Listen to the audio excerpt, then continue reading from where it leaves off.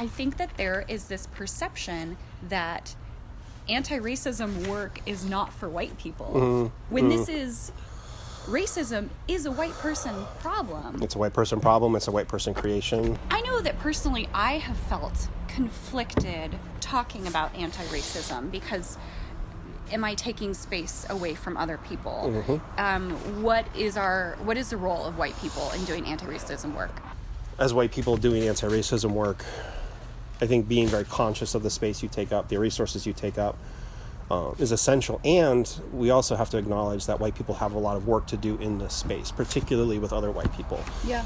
There's a personal component to it. And for a lot of white folks, you asked, like, what can white people be doing right now? It depends on some of this. It depends a lot on this self-analysis and group analysis and system analysis. But I would say at the personal level, step one is to rethink racism not as bias, but racism as power. Well, what does that look like in the spaces around you, in the groups around you? Where are you part of groups that are sharing power? Or are you part of groups that are still consolidating power? Let's make our Venn diagram of this. Okay, how does someone do this work? Do that work? You're giving someone a homework assignment for relearning, unlearning. What is it? What's one step they could take? One step that I use in intercultural work is ask people to do an analysis of what is their information diet. Okay. Info diet analysis. Yeah. Examining your media, but also, your shows, your movies, your music, your literature, all of the things around you that inform your worldview. And is this like anti-racism reading and viewing? You can definitely include that as well. A documentary like 13th is a good example of relearning what the 13th Amendment really was. Okay. Yeah. So diversifying your perspective, that's one piece. Doing this info analysis diet. There's a group called Black Wall Street. There's the North Star. There's Race Forward. There's a lot of information sources that provide a diversified explanation of reality.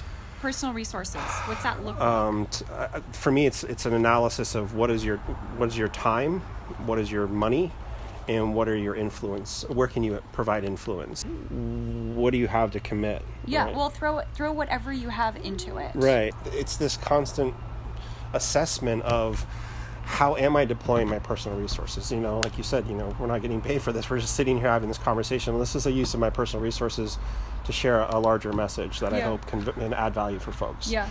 And so then that goes into here. And so figuring out what time, money, and influence do your communities have. We have a strong tie network, which is pretty small, and we have a very large weak tie network that we all have a crap load of acquaintances. We have a ton of acquaintances. And so your neighborhood association, maybe you have a place of worship, your workplace. And you can influence those communities? I think that's a piece that, again, while doing your learning and understanding your own resources, figuring out how to engage a community and to become involved with communities. That's larger than yourself. Okay, and where is their time, money, and influence? How can you influence and engage your larger community? And how can they spend their time, money, and resources? Okay. I need to probably get involved in the Overlook Community Association. That would be an example. Okay, cool. Other examples, again, faith communities are a really common space where there's a natural connection between doing social justice, anti-poverty work, and being part of a church or being part of a synagogue or being part of a mosque or a shrine. I like that. Like, throw your weight into something bigger than yourself. Right. Practice of inclusion. So this piece is where I see a lot of people jump to. And this is essential work. This is very much connected to the learning piece, because what this means is understanding the habits of inclusive behavior. What's that look like in action? It's navigating spaces, especially familiar spaces, with a sense of that renewed curiosity.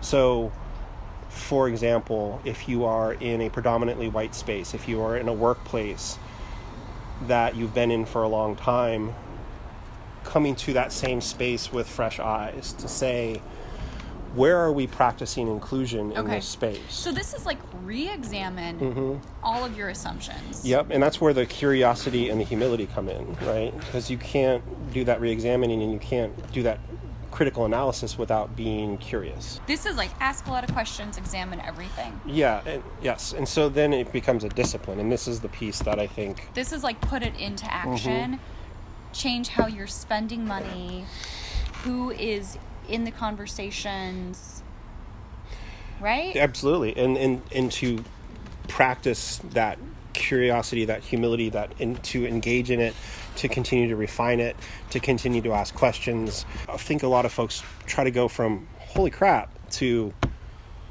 I'm going to somehow become this anti-racist superstar. And I think there's a lot of missed opportunities for folks to analyze ways to engage and to build up.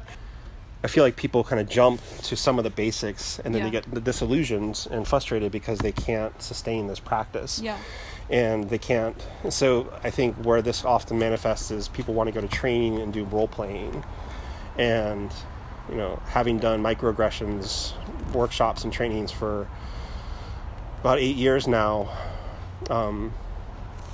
I still struggle when a microaggression occurs to be able to say, hold on, to interrupt it in a way that is restorative and practices anti-racism. And so 10 minutes of role playing in a class isn't going to suddenly give you that discipline. Yeah, these are great pointers, and I like using this model as it's not a one and done.